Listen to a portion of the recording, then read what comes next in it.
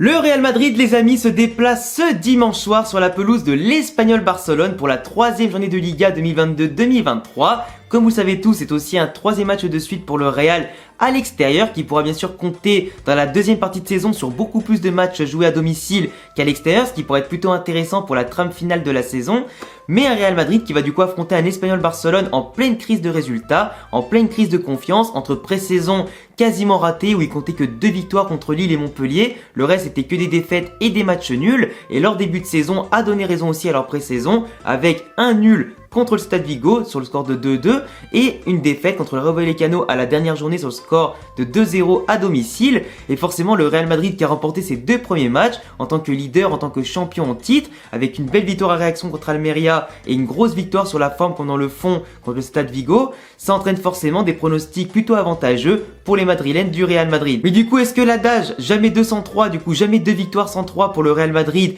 va se réaliser dès le début de saison? Va-t-on encore plus creuser l'écart avec nos concurrents? Va-t-on déjouer le piège de l'Espagnol Barcelone qui nous avait battu 2-1 l'an dernier en début de saison? On verra bien et on va analyser tout ça dans cet avant-match. Et d'ailleurs les amis, je vous rappelle que si vous êtes fan du Real Madrid comme moi ou simplement des autres clubs espagnols, de la Liga, du foot espagnol ou globalement du football tout court et que vous aimez bien mon travail, n'hésitez pas à vous abonner, cocher la cloche car on est vraiment de plus en plus nombreux sur la chaîne à suivre mes analyses, mes débriefs, etc. Du coup n'hésitez pas à vous abonner pour rejoindre la communauté et forcément plus on est de fous, plus on pourra s'amuser et globalement les amis, grâce à vous, on pourra foncer aux 50 000 abonnés. Enfin bref, du coup comme je le disais, le Real Madrid qui peut viser le plein, en tout cas 3 sur 3, en plus 3 matchs à l'extérieur dès le début de saison. Quand tu vois que Séville a déjà lâché 5 points en 2 matchs, que l'Atlético a déjà lâché 3 points en 2 matchs et que le Barça a déjà lâché 2, c'est déjà plutôt pas mal, ça te donne un petit peu d'un joker par rapport à tes concurrents et surtout plus tu avances en remportant des matchs à l'extérieur, plus tu pourras te faciliter la vie en deuxième partie de saison pour la trame finale avec plus de matchs à domicile. Même si on sait globalement ces dernières saisons que le Real Madrid a plus fait des fails à domicile qu'à l'extérieur, ce qui est un petit peu paradoxal pour le plus grand club du monde, mais comme vous le savez tous, un match de foot ne ressemble pas au précédent ni au suivant, tout comme une saison ne ressemble pas à la dernière comme à la suivante, donc il se peut que cette année le Real, avec un vestiaire plus mobilisé, avec une équipe enrichie, mieux managée, mieux gérée, et qu'avec des joueurs en tout cas qui sont amenés à progresser et d'autres à conserver leur statut dans l'effectif, avec plus de sérieux aussi et de discipline et de rigueur, peut-être que le Real Madrid, avec beaucoup de confiance, de rythme et de points pris à l'extérieur, pourra mieux gérer cette année ses matchs à domicile. Et du coup, l'Espagnol Barcelone, comme je le disais, a raté sa pré-saison et rate déjà son début de saison. Le point qu'ils ont pris contre le Stade Vigo, ça montre quand même aussi, malgré tout, du caractère parce qu'ils perdaient 2-0 et c'est vraiment dans le dernier quart d'heure qu'ils ont réussi à remonter l'handicap de 2 buts. Donc forcément, on a une équipe qui, malgré son manque d'expérience, car on a un effectif qui a une moyenne d'âge extrêmement jeune, les 3 quarts de l'effectif et de la dernière feuille de match dépassent pas forcément les 22-23 ans, beaucoup de joueurs entre 17 et 21 ans par exemple, c'est quand même assez peu, tu vois. On a un effectif qui s'est débarrassé de certains joueurs qui dépassaient les 28-30 ans parce qu'ils arrivaient en fin de contrat, parce qu'ils coûtaient trop cher, etc. On a un effectif qui est assez jeune parce qu'il y a eu un nouveau cycle et un renouveau apporté à l'Espagnol Barcelone, avec des jeunes qui sont montés du centre de formation, des jeunes prêtés par-ci par-là par des clubs de Liga ou des différents clubs européens, et forcément tu as un collectif qui se connaît pas forcément à 100%, qui sont encadrés quand même par des titulaires, par des cadres comme Sergi Darder au milieu de terrain, par aussi Rossellou qui est arrivé, en tout cas pour arriver en pointe de l'attaque, mais de l'autre côté tu as quand même Raúl da Tomás qui était pourtant le pilier de l'attaque, qui fournissait beaucoup de buts, qui faisait beaucoup de différence pour eux l'an dernier, a quitté le club, ou du moins est en train de quitter le club pour joindre le FC Séville ou un autre club comme ça. Ça en tout cas c'est les dernières rumeurs vu qu'il a pas joué les 2 derniers matchs de Liga avec l'Espagnol, preuve qu'il est en conflit pour pouvoir partir et qu'il force son départ. Mais de l'autre côté, l'Espagnol Barcelone aujourd'hui qui manque de repères en attaque et surtout qui laisse beaucoup de largesse défensive et en plus de ça, à cause de sa jeunesse, a un manque d'expérience pour conserver le ballon, faire la différence quand il le faut, et il y a aussi beaucoup de déchets et de précipitation. Des déchets techniques forcément qui vont te pousser à courir derrière le ballon, à te repositionner, qui vont empêcher ton équipe de bien coulisser, de faire des belles transitions, et du coup c'est ce qui met vraiment aujourd'hui à mal l'Espagnol Barcelone qui est très faible dans les transitions rapides de la défense à l'attaque pour pouvoir créer des occasions, même si de base ils ont des bons joueurs qui manient bien le ballon. Malheureusement quand les joueurs sont mal placés, c'est très difficile de faire la différence solo quand t'as pas forcément le talent individuel meilleur que les équipes adverses en fait. Et du coup l'Espagnol Barcelone est à mon sens aujourd'hui une équipe qui est démobilisé, qui est désolidarisé, qui est désorganisé surtout et qui a du mal à trouver pour l'instant ce qui peut huiler un petit peu le moteur pour amener pourquoi pas plusieurs succès, et c'est ce qui leur a fait défaut durant la pré-saison tout comme en ce début de saison. Et l'Espagnol Barcelone, pour avoir rapidement vu leur match contre le Celta par exemple, certes ils ont eu de la réaction parce qu'ils ont eu un sursaut d'orgueil, un penalty, etc. Mais pour moi c'est pas suffisant pour affronter vraiment des équipes de haut tableau, tu vois. L'Espagnol Barcelone, il y a quelques années maintenant, ils avaient un projet pour pourquoi pas intégrer de manière durable l'Europa League, car après tout, être la deuxième équipe de Barcelone, une des plus grandes villes en Europe, etc., où tu as quand même le FC Barcelone qui peut dominer quand même à des moments l'Espagne, etc., ça fait quand même un petit peu peine entre guillemets de voir le deuxième club de la ville ne pas réussir à intégrer durablement au moins le top 10 de la Liga. En Espagne, t'as le Real, du moins Madrid, t'as le Real et l'Atlético.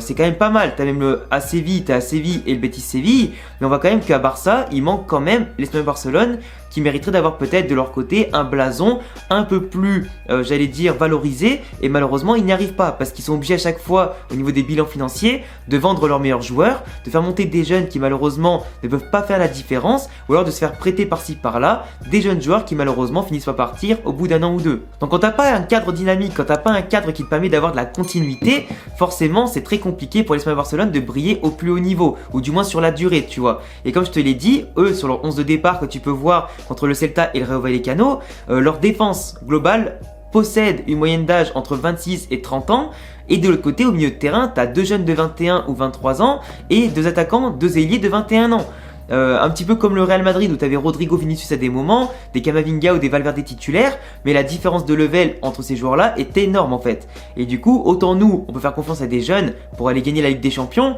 autant l'Espagnol Barcelone, leurs jeunes, font de leur mieux pour le moment, mais ils sont pas forcément bien entourés les uns les autres, tu vois. Quand tu perds Raúl de Tomás et que oui, tu le remplaces par Rosselló, qui est un joueur d'expérience, qui connaît la Liga, etc., formé en plus de ça au Real Madrid et qui aura à cœur, je pense, de marquer contre nous, vu qu'à chaque fois, il aime bien essayer de marquer contre nous, et souvent il y arrive en plus ce salaud. Mais c'est vrai que c'est pas la même. C'est pas la même. Pour l'instant, un effectif qui est 15ème de Liga, une défaite et un nul et qui est pas forcément en pleine confiance. Par rapport au Real Madrid, comme je le disais, qui est premier, qui a un effectif aujourd'hui qui est confiant, qui a déjà remporté un titre en début de saison de la Super Coupe d'Europe, remporté ses 2 premiers matchs de Liga, qui veut viser le plein avant pourquoi pas d'aller en Coupe du Monde. Donc forcément, que le Real Madrid qui a de grands objectifs pour cette saison, le sextuplé, remporter le plus de titres possible, pour que déjà pourquoi pas Benzema remporte le titre entre guillemets de joueur le plus titré du club devant Marcelo. Il reste encore 3 trophées pour l'avoir, ce titre-là. Le Real simplement qui veut agrandir sa légende, qui veut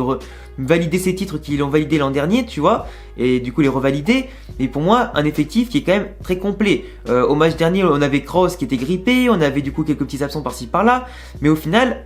on a quand même proposé du football. Le Real Madrid qui a fait une pré-saison complète, qui a mis du temps au début à démarrer, mais qui au final, au fur et à mesure qu'on a pris un peu confiance physiquement, on a commencé à s'imposer, etc. Aujourd'hui, on a clairement un effectif qui, de notre côté, tout comme l'Espagnol Barcelone, va jouer en 4-3-3 ce week-end, et avec, je pense, une équipe titulaire qui sera composée de Courtois, Carvajal, Rudiger, Alaba, Militao pardon, et Ferland Mendy à gauche. Rudiger qui rentrera sûrement en cours de match pour apporter un peu de rythme ou pourquoi pas pour prendre du rythme simplement pour lui ou pour verrouiller un peu le match suivant le score. Le milieu de terrain, Tchouaméni qui a fait une excellente prestation contre le Celta de Vigo, qui on espère va pouvoir revalider ça pour ce match-là, nous montrer des percées balle au pied, prendre des initiatives, bien défendre, apporter de l'équilibre et apporter aussi sa patte technique pour la première relance qui pourrait être exceptionnelle et apporter des occasions dangereuses en tout cas pour le Real. Et bien sûr montrer son volume de jeu et montrer que ça y est, le stress des premiers matchs avec le Real est parti et qu'il est temps de se lâcher une bonne fois pour toutes. À côté de lui, je pense que Kroos sera de retour, du coup il sera de retour de grippe.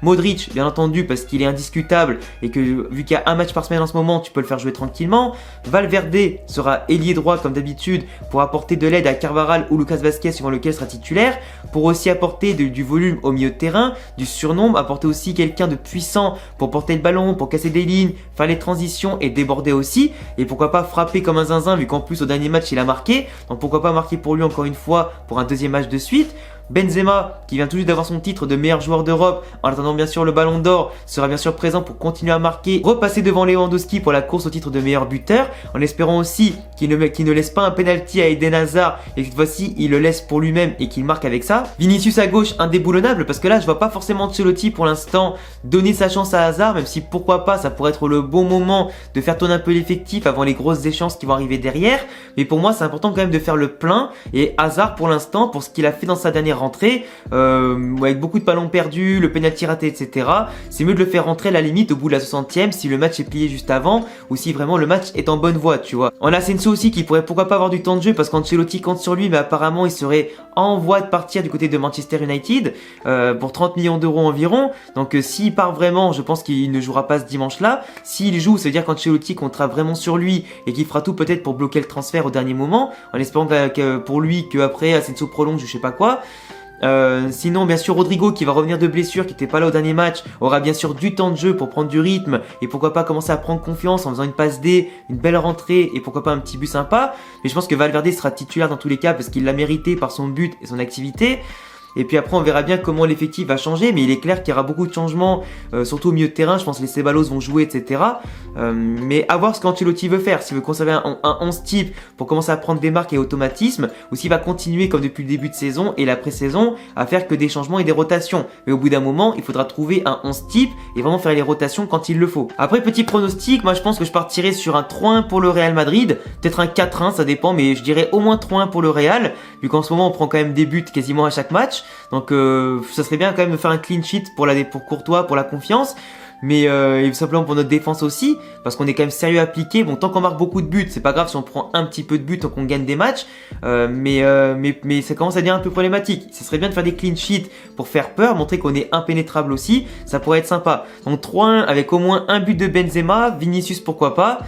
Et c'est quoi, je vais dire aussi Valverde parce qu'il est tellement chaud aux frappes à l'entraînement et maintenant il commence à marquer aussi. Donc pourquoi pas le trio d'attaque titulaire qui pourra marquer aussi. Après voilà, après je vous laisserai en tout cas les amis me dire ce que vous en pensez de ce match-là dans les commentaires. C'est encore le début de saison, du coup les analyses approfondies, on peut pour l'instant les faire par rapport à ce qu'on sait de la pré-saison et des deux premiers matchs. On pourra faire des meilleures analyses bien sûr approfondies tout au long de la saison quand on aura plus de background pour chaque équipe. Mais en attendant, j'attends tous vos avis dans les commentaires, le petit pouce bleu bien entendu pour me soutenir. Abonnez-vous et cochez la cloche et venez follow sur tous mes réseaux sociaux qui s'affichent ici et en description. Et à bientôt la famille pour prochaine vidéo. À la Madrid, il a Damas. Ciao.